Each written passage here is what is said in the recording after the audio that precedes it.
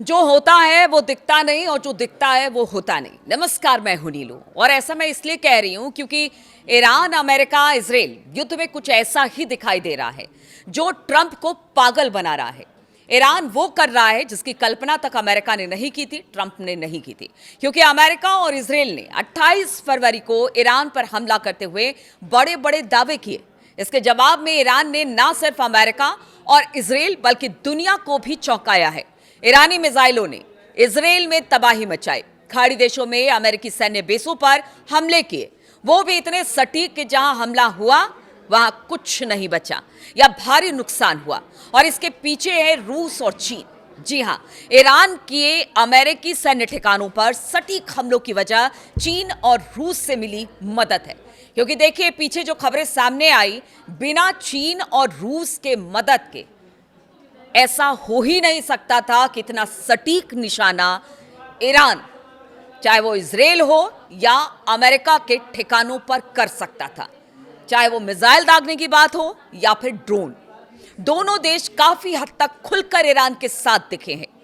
अल जजीरा के मुताबिक 3 सीनियर अमेरिकी अधिकारियों ने द वॉशिंगटन पोस्ट को बताया कि रूस ने ईरान को संवेदनशील खुफिया जानकारी और पश्चिम एशिया में तैनात अमेरिकी जंगी जहाजों और विमानों की लोकेशन दी। ऐसा कुछ दिन पहले ही अभी दावा किया गया था इन अखबारों की तरफ से, और इसलिए ये अहम है क्योंकि लड़ाई टैंकों से इस बार नहीं बल्कि radar beam, satellite feed, encrypted coordination यानी साझेदारी से लड़ी जा रही है और इसका खामियाजा अमेरिका और इजराइल को उठाना पड़ा है।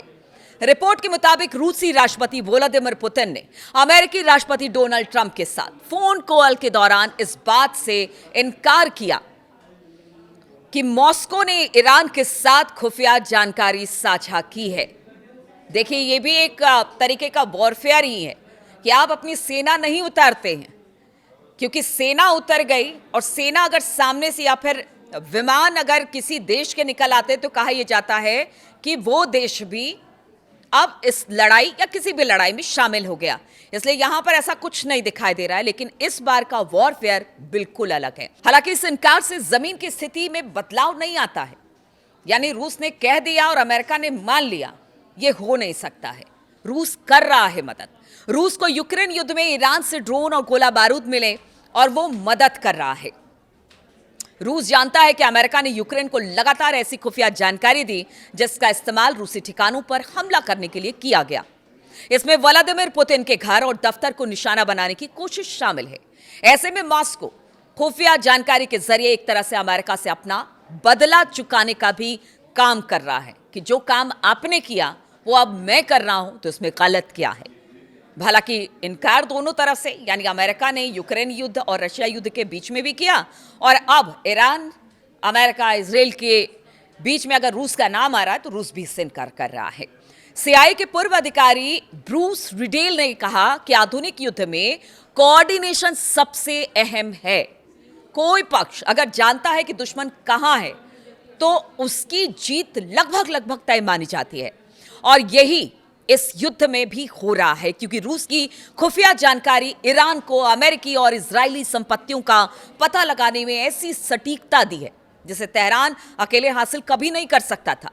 ईरान के पास सैन्य टोही सैटेलाइट सीमित हैं, यानी इतने फ्रंट पर अगर ईरान हमले कर रहा है, पूरी अरब देश की बात कर ली जाए, इधर हॉर्मुज ले लीजिए, उधर इजराइल ले लीजिए, और अब तो इराक तक पहुंच गई है ईरान की ड्रोन और मिसाइलें, तो कहा यह जा रहा है कि ईरान के पास सैन्य टोही सैटेलाइट बहुत कम है और बिना किसी के मदद के तो इतनी जबरदस्त तरीके से इतने टारगेट करके हमला नहीं हो सकता।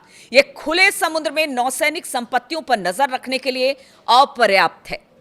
जिस तरह से मैं आपको बता रही हूं कि अलग अलग जगहों पर जिस तरह से ईरान हमले कर रहा है, उसके लिए तो यह बहुत कम है। दूसरी ओर रूस के पास उन्नत हवाई निगरानी नेटवर्क है जो तेहरान को 24 घंटे ऑप्टिकल और रडार इमेजनरी दे रहा है। कुवैत में अमेरिकी सैन्य ठिकानों पर ईरान का सटीक ड्रोन हमला रूसी मदद को दिखाता है, और इस हमले में 6 अमेरिकी सैनिक मारे गए थे। आपको याद होगा, ईरान में चीन की भूमिका रूस के मुकाबले कम आक्रामक दिखती है, यानी अभी रूस तो दिखाई दे रहा है, लेकिन चीन बहुत ज्यादा दिखाई नहीं दे रहा है। लेकिन कहा जा रहा है चीन भी खुलकर साथ है, और इसका महत्व है किस तरह से है और चीन किस तरह की चीजें प्रोवाइड कर रहा है वो भी आपको बताते हैं ईरान को।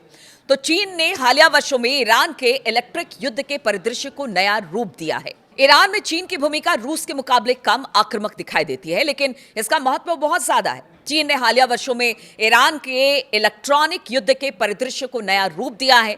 चीन ने हाल ही में ईरान में उन्नत रडार सिस्टम दिया। ईरानी सेना के नेविगेशन को अमेरिकी जीपीएस से हटाकर चीन के एनक्रिप्टेड बीएडीओ, जिसकी स्पेलिंग है BEIDOU 3 पर ट्रांसफर किया है। चीन ने ईरानी सेना के लिए सिग्नल इंटेलिजेंस और इलाके की मैपिंग में सहायता के लिए अपने उपग्रह का इस्तेमाल किया। इसके अलावा ईरान को चीन से 50 CM 302 सुपरसोनिक एंटी शिप मिसाइलें भी मिली है, और ये मैच 3 की रफ्तार से उड़ते हैं, जो कि किसी भी जहाज को निशाना बना सकती है, यानी ठोक सकती है, खत्म कर सकती है। सैन्य विश्लेषक इसे कैरियर किलर भी कहते हैं। और आप सोचिए कि अब ये ईरान के पास है, और इसीलिए कहा जा रहा है कि स्ट्रेट ऑफ हॉर्मूज में जो बारूदी सुरंग बिछाई गई है, और साथ ही चीन की ये मिसाइल कहर बरपा रही है, और आगे आने वाले दिनों में ये कहर बरपाएगी। पश्चिमी एशिया की बात की जाए तो पश्चिमी एशिया का जो शक्ति संतुलन है खाड़ी देश क्षेत्र में, वो दशकों से अमेरिका और इजराइल की तकनीकी श्रेष्ठता का बोलबाला है। यह श्रेष्ठता अभी है, लेकिन इसे ईरान से टक्कर मिली है। ईरान ने चीनी हार्डवेयर और रूसी खुफिया जानकारी की मदद से अमेरिका जैसी महाशक्ति को चैलेंज किया है।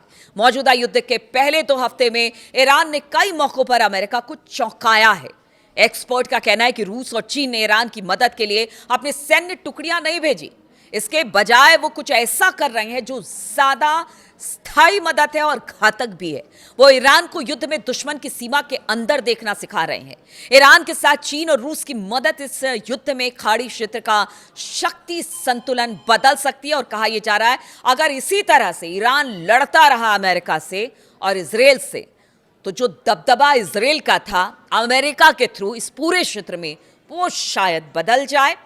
और जिस तरह से अमेरिका अरब क्षेत्रों में अपना दबदबा बनाए हुआ था, और अपना एक तरह से कह लीजिए कि जितने एयर बेसेस थे या फिर उनका अच्छा खासा पैसा था, कहीं ऐसा ना हो कि इस लगातार हमले के बाद अमेरिका को बैकफुट पर आना पड़े, अमेरिका को अरब देशों को छोड़कर जाना पड़े, क्योंकि हालात फिलहाल तो यही बता रहे हैं। इसीलिए कहा जा रहा है कि ईरान को कमजोर समझने की भूल अमेरिका और इजराइल ने कर दी है, लेकिन जिसके पीछे चीन और रूस हो, उसके लिए कोई भी लड़ाई जीतना बहुत मुश्किल नहीं होगा। अब आने वाले दिनों में और किस तरह से स्थिति बनती है, लगातार इसकी जानकारी हम आपको देते रहेंगे। फिलहाल बहुत बहुत शुक्रिया हमारे साथ जुड़ने के लिए।